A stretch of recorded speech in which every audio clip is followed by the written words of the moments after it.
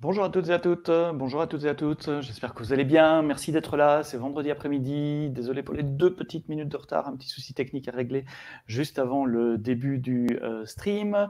Le quiz de certification AWS, c'est tous les vendredis depuis 3 mois maintenant, le dernier effectivement, avant les vacances, puisque je ne pourrais pas assurer régulièrement le quiz en juillet et en août à cause de petits déplacements à gauche et à droite. Ça sera le dernier pour cette saison, on va dire.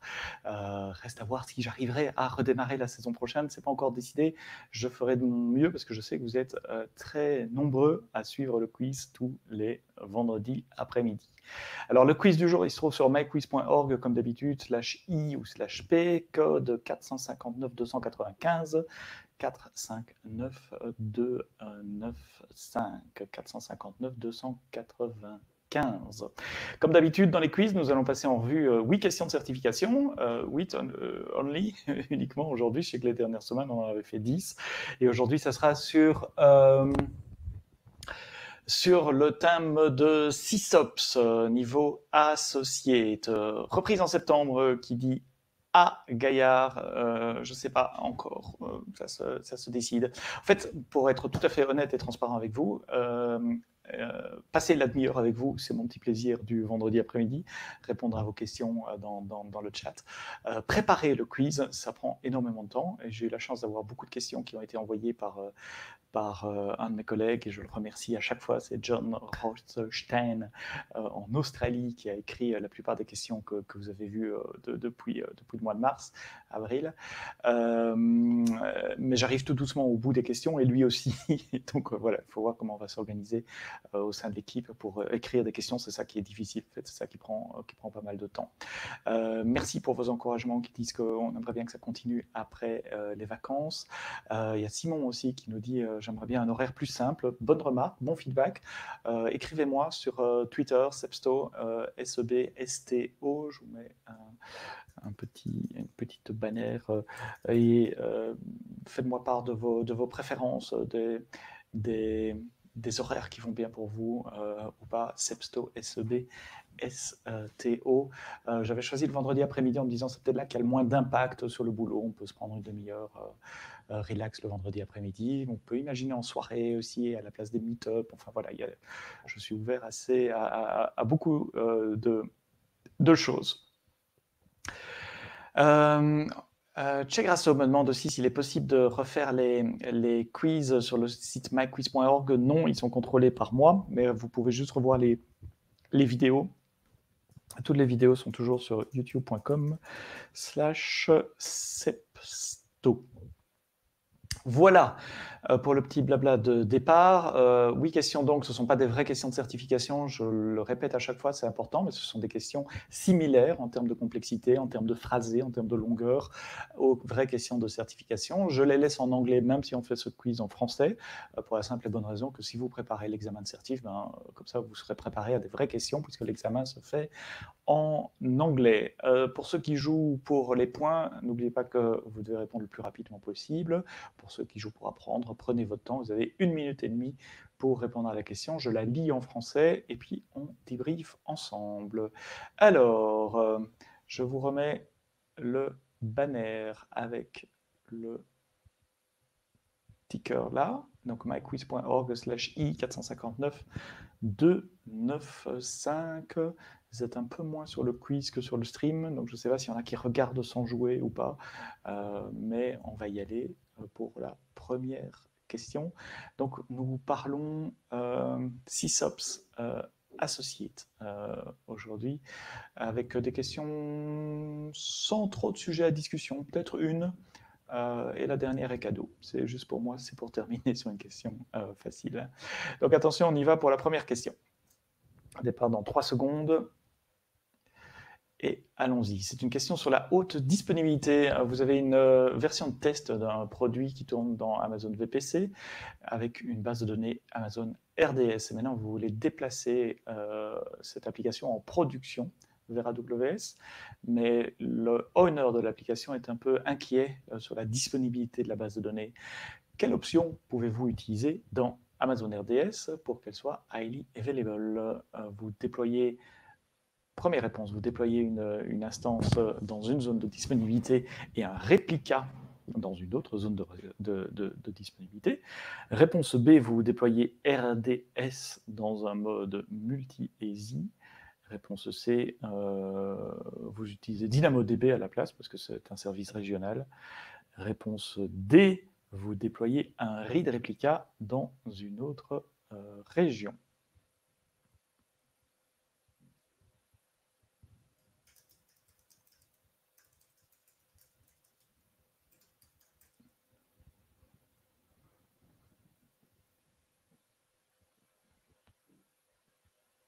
Il reste 15 secondes. J'ai reçu 12 réponses, donc je pense que j'ai toutes les réponses. Le lien est en ticker en dessous de l'écran. Je m'améliore de semaine en semaine. Vous avez le lien en permanence maintenant, en dessous. Attention, 2 secondes. Et la bonne réponse est la réponse B. Alors, je sais qu'il peut y avoir un peu de discussion avec la réponse A. On va déjà commencer par éliminer les autres mauvaises.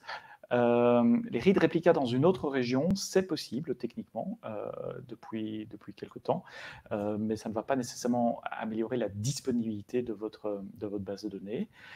D'abord parce qu'un read replica, c'est qu'un read replica, donc on ne peut pas faire d'insert, d'update et de delete, comme le nom l'indique.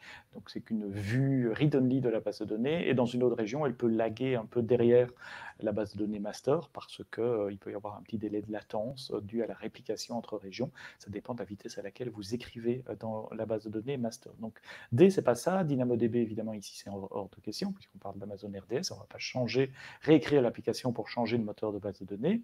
A n'est pas la bonne réponse pour la même raison que D n'est pas la bonne réponse non plus. Rajouter des read replicas ne rajoute pas vraiment de la disponibilité à votre base de données.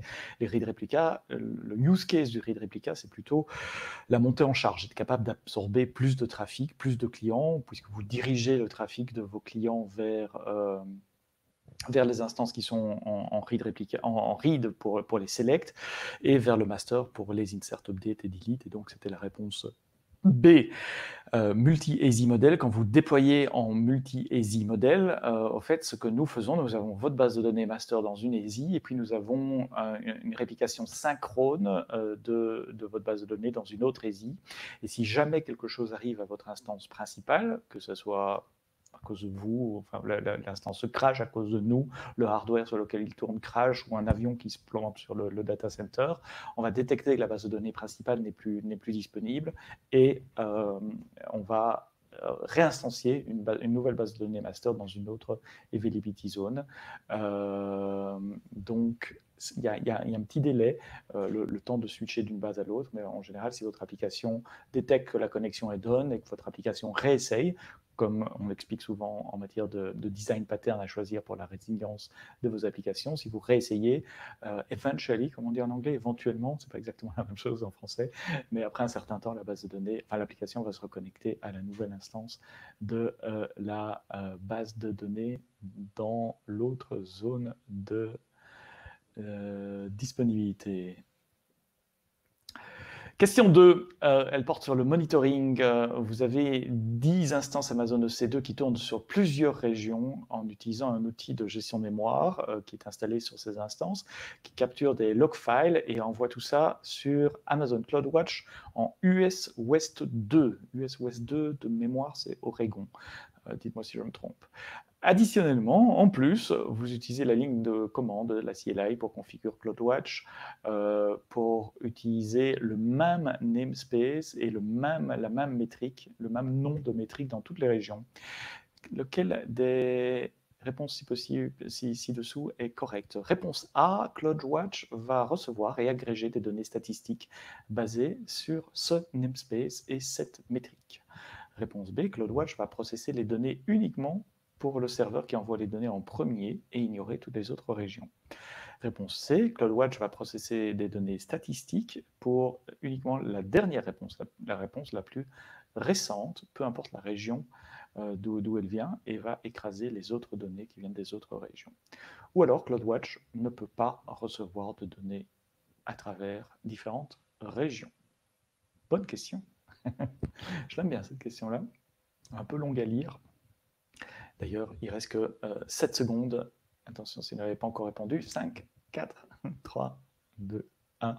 La bonne réponse est la réponse 1. La réponse A. CloudWatch va agréger toutes les données qui viennent de toutes les régions et va vous fournir des statistiques agrégées sur l'ensemble des régions. En fait, aller mettre des custom data dans CloudWatch, c'est juste un appel d'API, c'est un appel HTTPS qu'il vous suffit de faire. Vous pouvez le faire depuis n'importe où, ça ne doit même pas nécessairement venir d'une région, ça peut être depuis votre laptop, vous pouvez essayer, ou depuis un data center on-prem par exemple. Donc CloudWatch reçoit toutes les données qu'on lui envoie, il est parfaitement heureux avec ça. Donc ce n'est pas la réponse B parce que il ne va pas garder que les données du premier serveur et ignorer les autres, effectivement. Il ne va pas garder que le dernier non plus. Donc, ce n'est pas la réponse C. Et la réponse D est incorrecte. Je viens de l'expliquer également. Donc, c'était la réponse A qui était correcte. Simon, Max, Heidi, Galimed et Olivier se tiennent dans un mouchoir de poche à 14 points, entre 14 et 11 points. Petit jingle si j'arrive à relier ça, et jingle.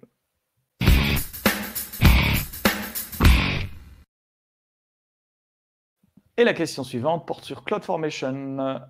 Vous avez un template qui a besoin d'une base de données DynamoDB qui elle-même sera accédée depuis une instance Amazon EC2, et EC2 utilise DynamoDB.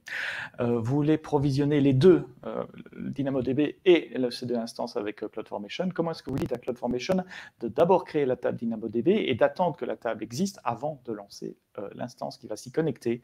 Réponse A, vous créez plusieurs stacks et puis vous écrivez un script qui attend que la base de données soit créée avant de lancer le stack suivant. Réponse B, vous utilisez l'attribut depends on sur la ressource EC2 et vous donnez le logical name de la ressource DynamoDB en référence.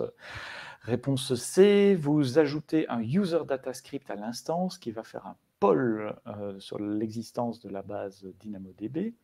Et réponse D, vous agencez l'ordre de vos ressources dans le template CloudFormation pour mettre la base de données avant l'instance EC2. Donc, en dehors de CloudFormation avec un script, dans CloudFormation avec depends on, en dehors de CloudFormation avec un user data script qui fait du polling, ou l'ordre des ressources dans CloudFormation. Et la bonne réponse est évidemment, non, je ne suis pas gentil de dire évidemment, mais est la réponse B, et je vois que vous êtes nombreux à maîtriser CloudFormation. Donc ce n'est pas la réponse D, parce que l'ordre des ressources dans le template n'a pas d'importance. On peut jouer les ressources, on peut déclarer les ressources dans le template dans l'ordre qu'on veut. CloudFormation s'arrange tout seul pour découvrir les dépendances, et donc il est capable de monter une infrastructure, mais de la descendre aussi en respectant les différentes dépendances. Évidemment, avoir un script qui fait un wait, c'est pas très utile, donc la réponse A, c'est pas très efficace plutôt. Réponse C non plus, hein, user data, techniquement ça pourrait marcher, c'est pas du tout efficace. Alors que dans CloudFormation, il y a un attribut qui s'appelle depends on, où on peut dire qu'une ressource dépend d'une autre ressource. Et du coup, CloudFormation, plutôt que d'essayer de créer les ressources en parallèle, en parallèle, va simplement créer une ressource avant l'autre. Réponse B, c'était la bonne réponse.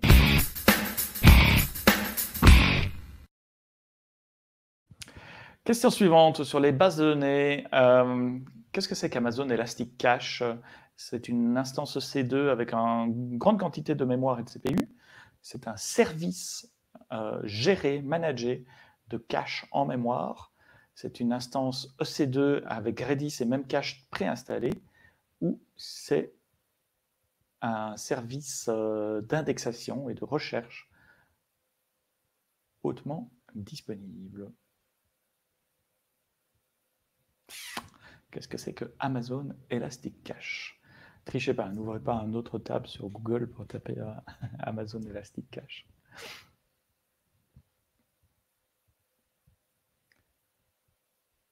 Ah, quand les questions sont courtes, du coup, j'ai pas grand-chose à dire. Je reste là, j'attends.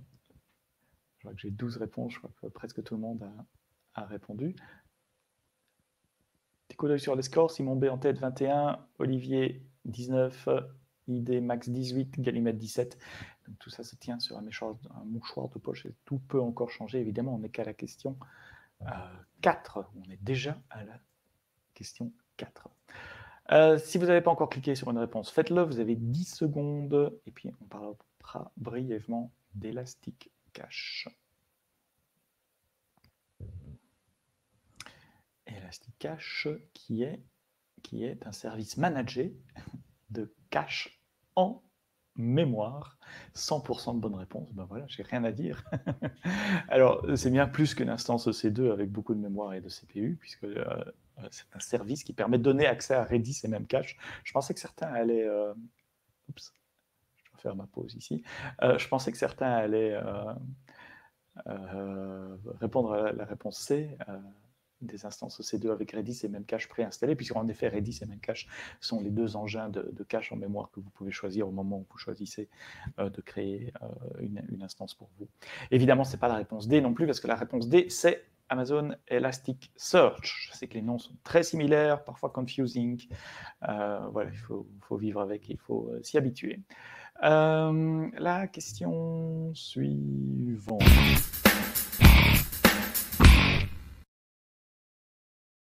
Et la question suivante est la question 5, elle parle de stockage. Comment est-ce que vous redimensionnez un Instance Store Backed Volume? Instance Store Backed Volume. Solution A, vous stoppez votre Amazon EC2 instance et vous utilisez la commande Modify Volume. Réponse B, vous prenez un snapshot de l'instance, vous arrêtez l'instance, vous changez le type d'instance, vous démarrez une nouvelle instance, et puis vous restaurez le snapshot sur le volume. Compliqué. Réponse C, vous attachez un autre instance volume, on copie les données de l'un à l'autre, et puis on efface l'ancien. Oui, c'est logique. Ou réponse D, il n'est pas possible de resizer un instance store volume. En fait, toute la question ici porte sur les instance store volume. C'est quoi? À quoi ça sert? Quels sont-ils? Et on verra, en fonction du nombre de mauvaises réponses ou de bonnes réponses, le temps que je passerai sur l'explication de ce que c'est qu'un Instance Store Volume.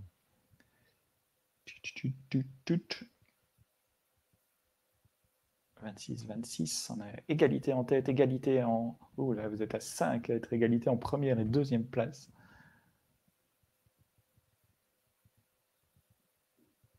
C'est la 5e question. Encore 3 questions après celle-là. La bonne réponse est la réponse D. Il n'est pas possible de resizer un Instance Store Volume. Alors, il faut bien faire la différence entre les volumes EBS et les volumes Instance Store. Les volumes EBS, c'est un service de stockage par bloc. Donc, ça fournit des volumes virtuels à vos virtual machines et ce service est séparé de ces deux. Conceptuellement, vous pouvez imaginer un groupe de machines, c'est EBS, un autre groupe de machines, c'est EC2, et ils se parlent à travers le réseau. L'avantage, c'est que les volumes EBS ont un cycle de vie ainsi séparé du cycle de vie des instances Amazon EC2. Comme vous savez, vous pouvez effacer, éteindre, arrêter ou terminer une machine EC2 et conserver des volumes. Vous pouvez réattacher des volumes à d'autres machines Amazon EC2, créer des snapshots, etc. Voilà, ça c'est tout ce qu'il y a moyen de faire avec EBS. Mais avant qu'EBS existe, il existait autre chose qui existe toujours, et il y a de très bonnes raisons pour l'utiliser, c'était le Instance Store. Alors le Instance Store, c'est quoi? Ce sont des disques durs qui sont physiquement dans la machine physique où tourne votre machine virtuelle. Et donc, votre machine virtuelle, elle peut accéder à ces disques durs physiques. On appelle ça du Instance Store. L'avantage, c'est qu'ils sont physiquement connectés au hardware, donc les latences et les I/O sont extrêmement grands, élevés. Mais le désavantage, c'est que vous savez, si vous faites un stop d'une machine virtuelle et un restart juste après, ben, le restart, votre machine virtuelle, elle va redémarrer sur un autre host, sur une autre machine, peut-être dans un autre rack, peut-être même dans un building différent. Et donc, toutes les données que vous aviez mises sur l'Instance Store, ben, vous ne pouvez plus y accéder. Donc, l'Instance Store est vraiment associé à un cycle cycle de vie de la machine. Si vous l'arrêtez et que le redémarrez, il n'y a plus moyen d'accéder à l'Instant Store. Il y a très longtemps, quand moi j'ai commencé à faire de la AWS, je parle de ça il y a 8 ans, il n'y avait même pas de BS. Il fallait booter sur un Instant Store à partir d'une image qui était stockée sur S3. Et donc, on ne pouvait pas arrêter et redémarrer une machine, puisque si on l'arrêtait, on la redémarre, on était sur une autre machine, donc on avait perdu nos disques de boot. C'était une autre époque. Maintenant, EBS nous donne quand même beaucoup plus de confort. Mais aujourd'hui, ça a toujours du sens d'utiliser l'Instant Store, parce que l'Instant Store est inclus dans le prix de la machine, donc il n'y a pas de supplément pour utiliser Instant Store. Et si votre application a besoin de larges volumes de données, comme espace de travail, comme cache, comme espace temporaire de stockage, des choses qui peuvent être recréées, puisque vous allez le perdre tôt ou tard, cet Instant Store. Vous avez là une grosse quantité de stockage par bloc auquel vous pouvez accéder pour un coût extrêmement faible, puisqu'il est inclus dans le coût de la machine. Certaines machines ont des gigas et des gigas d'Instant Store en SSD ou pas. Regardez les descriptions des différentes instances et vous verrez cela. Pendant un temps, je ne sais pas s'ils le font toujours, Netflix tournait du Cassandra, une base de données NoSQL, sur de l'Instant Store et pas sur de l'EBS. Alors, il faut être sûr de son coup quand on fait ça, parce que, je répète, quand on arrête l'instance, juste un stop, hein, pas un reboot, mais un stop ou un terminé, on perd les données. Mais si ces données sont répliquées sur plein de nœuds dans un cluster, même sur plusieurs availability zones, pourquoi pas, si vous êtes sûr d'avoir toujours au moins une instance qui fonctionne, eh bien vous ne perdez pas les données. L'avantage de cet exercice de style en matière d'opération, c'est de réduire les coûts, puisque vous passez des coûts EBS, et donc il y a moyen d'économiser significativement sur vos factures, en tout cas pour des gros volumes de données. Il faut quand même être certain de son coût, il ne faut pas perdre toutes ces instances d'un coup, ou avoir un bon backup, être capable de recréer son cluster Cassandra. Voilà pour le Instance Store, à quoi ça sert, et évidemment, il n'y a pas moyen de... J'essaie de relancer, voilà. Il n'y a pas moyen de changer la taille d'un Instance Store.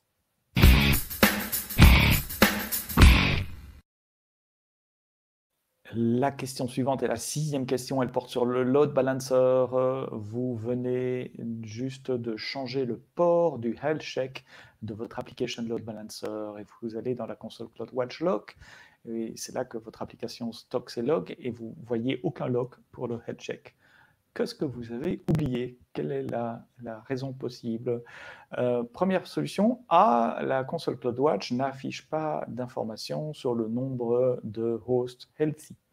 Réponse B, vous trouvez plutôt cette information dans la gestion de console d'Amazon EC2. Réponse C, vous devriez aussi regarder votre security group attaché à vos instances pour être certain que le trafic qui vient du load balancer pour le health check est autorisé sur ce port-là. Réponse D, vous devez redémarrer l'application server, vous devez redémarrer l'application load balancer pour faire ce changement. Bien, si vous avez déjà au moins une fois démarré un ALB, je crois qu'il y en a une que vous pouvez éliminer, et il y en a deux qui sont un peu bizarres, et donc par déduction, il y aurait moyen de trouver la bonne réponse sur ce coup-là.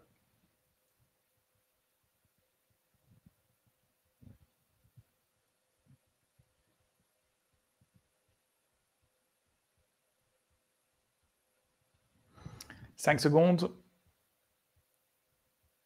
3, 2, 1, là, tout juste la dernière réponse qui vient d'arriver, la bonne réponse est la réponse C. Si vous changez le port du health check que fait le load balancer, vous devez aussi changer le security group. Donc je rappelle que les load balancers, ils font un health check. Un health check, c'est quoi? Il va appeler toutes vos instances les unes après les autres sur une URL particulière que vous choisissez et à une fréquence que vous choisissez. Et si l'instance répond HTTP 200, ben c'est que tout va bien et le load balancer sait que votre application est OK, il va continuer d'envoyer du trafic sur votre application. Si ça time out ou si ça répond autre chose que HTTP 200, attention, by the way, si vous avez des redirects ou des choses comme ça, ce n'est pas un HTTP 200, donc le load balancer va considérer que l'instance ne fonctionne plus, que l'application est plantée d'une façon ou d'une autre. et donc il va arrêter d'envoyer du trafic vers cette instance-là. Il ne va pas la tuer, le load balancer ne fait pas ça, mais cette instance ne recevra plus de trafic tant que le health check ne sera pas revenu en positif, et le load balancer essaye à intervalles réguliers, c'est vous qui définissez les time modes, les intervalles, le nombre de health checks consécutifs avant de considérer qu'une instance ne répond plus, ou le nombre de health checks consécutifs avant de considérer qu'une instance est valide. Ça, ce sont les paramètres essentiels du health check. Mais le health check, c'est juste un ping au niveau HTTP, et donc il faut que cette instance reçoive du trafic sur ce port-là. Si vous utilisez un port dédié pour le health check ou un pass dédié ou une combinaison des deux, il faut évidemment que le security group de l'instance ou les security groups de l'instance permettent le trafic en provenance du load balancer sur le health check. Si vous utilisez autoscaling également, vous pouvez configurer autoscaling pour qu'il aille chercher ces informations de santé des instances, non pas sur EC2 comme il fait par défaut, mais aller chercher sur le load balancer. Et si le load balancer dit que telle instance n'est plus disponible, alors autoscaling va tuer l'instance et la remplacer. Simon qui dit, il manque une partie, you are not seeing the health check in the log. Elle est là, you are not seeing the health checks. Oui, ça pourrait être in the log, mais on dit, vous allez dans la console CloudWatch Log et vous ne voyez pas les health checks. Donc c'était plutôt clair selon moi. Donc si vous changez le port du health check dans le load balancer, n'oubliez pas de vérifier vos security group également. N'hésitez pas à poster vos questions, hein, c'est très calme sur le chat aujourd'hui, il y a eu plein de bonjours au début, mais si vous avez des questions, si vous n'êtes pas d'accord, vous faites comme Simon et vous postez vos messages. Baguette et croissant, voilà un pseudo sympa. Quel est le comportement du ALB si toutes les instances sont down? C'est comme si toutes les instances sont down, il ne va plus envoyer de trafic vers aucune instance. À mon avis, il va répondre à HTTP 500 comme quand il n'y a pas d'instance dans le target group. À vérifier pour le code exact, est-ce que c'est bien 500, est-ce que c'est autre chose, mais il va simplement répondre à un message d'erreur. Ah, il y a Gauchisé qui répond 503, merci pour la précision. Dans le live coding avec Bachar hier, on a beaucoup parlé des load balancers et l'intégration avec les autoscaling groups et comment faire ça depuis un CDK. Donc si vous allez, c'est 1 heure de vidéo, vous pouvez mettre ça en tâche de fond, écouter uniquement les parties qui vous intéressent. La vidéo est postée sur youtube.com/sepsto. 7e et avant-dernière question.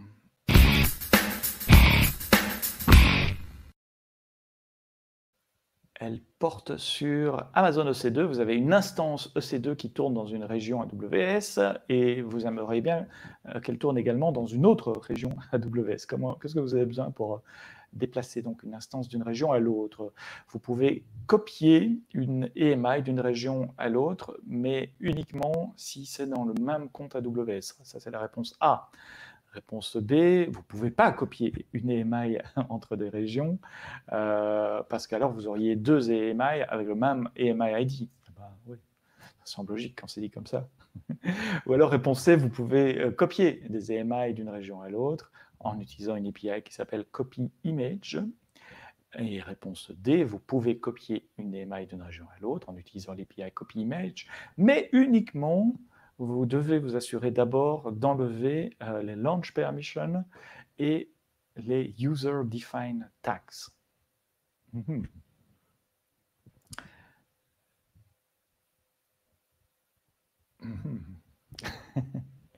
Donc réponse A, copie dans le même compte AWS. Réponse B, on ne peut pas copier les EMI. Réponse C, on peut copier les EMI.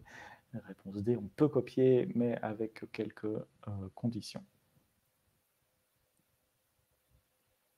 Et la bonne réponse est la réponse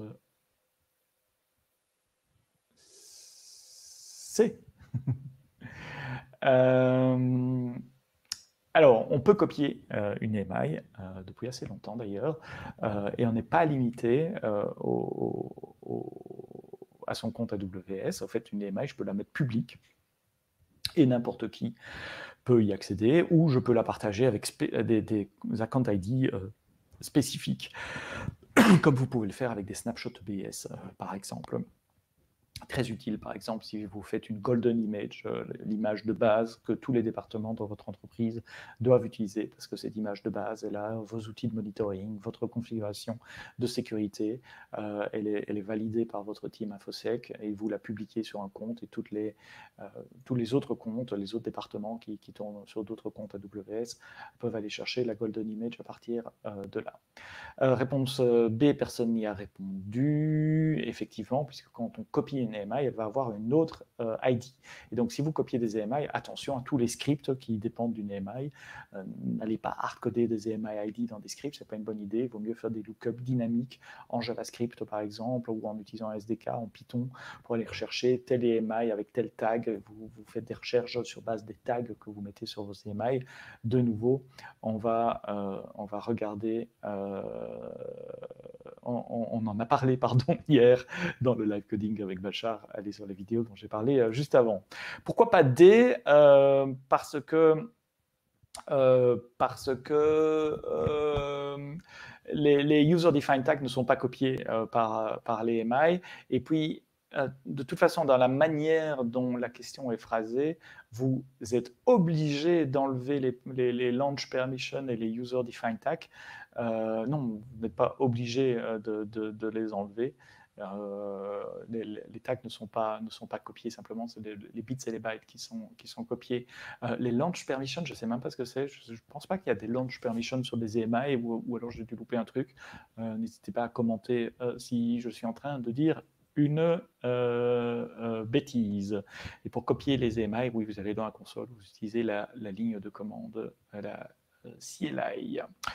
Alors, côté points, ça nous donne quoi? Ben à 39, Olivier à 38, Heidi à 36, Kalimed à 35, Simon à 33. Ben est bien parti pour gagner, mais tout va se jouer sur la dernière question, puisque vous êtes de nouveau les 5 premiers à vous tenir à 4 points,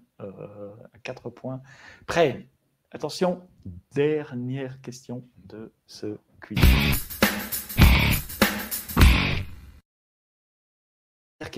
La dernière question porte sur la sécurité. Vous avez une application, un workload qui est fait de plusieurs instances EC2 qui sont dans un VPC.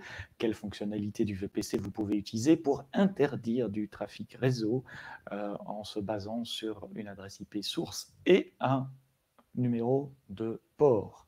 Je t'avais dit, hein, la dernière question, elle est cadeau. C'est pour moi, c'est pour terminer. La réponse A, les subnets. La réponse B, les security groups. La réponse C, les tables de routage. Et la réponse D, les network access control list, les fameuses NACL. NACL.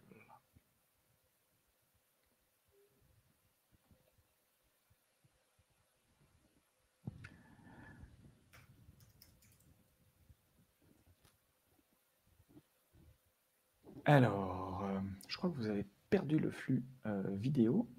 Ah, il revient. Voilà, c'était ma faute. J'ai cliqué sur un truc que j'aurais pas dû. Désolé de vous distraire avec ça. Il y a du recyclage. Pourquoi? On a déjà fait cette question? Il y a du recyclage, nous dit Simon. C'est possible. Oui, c'est pas la première fois que je vois qu'il y a parfois des questions qui se répètent d'un épisode à l'autre, mais celle-là, je m'en souviens plus du tout. Mais j'ai une mémoire de poisson rouge, donc ne comptez pas sur moi pour me souvenir de toutes les questions. Et la bonne réponse est la réponse D, les Network Access Control List. Les subnets et les routing tables, évidemment, ne permettent pas d'interdire du trafic sur base d'une adresse IP et d'un port. Les security groups ne permettent pas d'interdire du trafic non plus. Les security groups, c'est pour autoriser du trafic. J'autorise le trafic qui rentre. Tandis qu'avec les Network Access Control List, par défaut, on est en deny, et puis il faut rajouter des allow. Et donc, on peut vraiment interdire du trafic avec les NACL, alors qu'avec les security groups, tout ce qu'on fait, c'est on autorise du trafic. Donc, la démarche est différente. C'était bien les NACL et pas les security groups. J'espère avoir été clair sur cette réponse-là.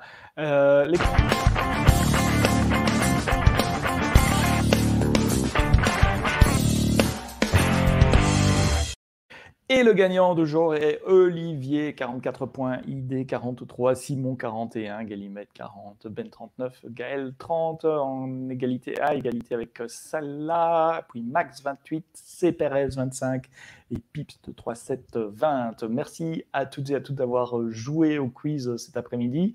Bravo à Olivier d'avoir gagné. Et puis, j'espère que tout le monde a apprendu, il est temps que je m'arrête, a appris une chose ou l'autre sur AWS. Merci d'avoir été fidèle à ce rendez-vous du vendredi après-midi depuis le confinement, tous les vendredis après-midi à 16h. Je vous tiendrai au courant sur les réseaux sociaux pour la reprise à la rentrée. Je souhaite à tout le monde de bonnes vacances. J'espère que vous aurez l'occasion de prendre quelques jours, quelques semaines off et de passer du temps avec votre famille et avec les gens qui comptent pour vous. Donc soyez prudents. Rendez-vous, j'espère, à la rentrée, mais je vous tiens au courant de toute façon sur mon Twitter, Sebsto, SEBSTO. Bye bye.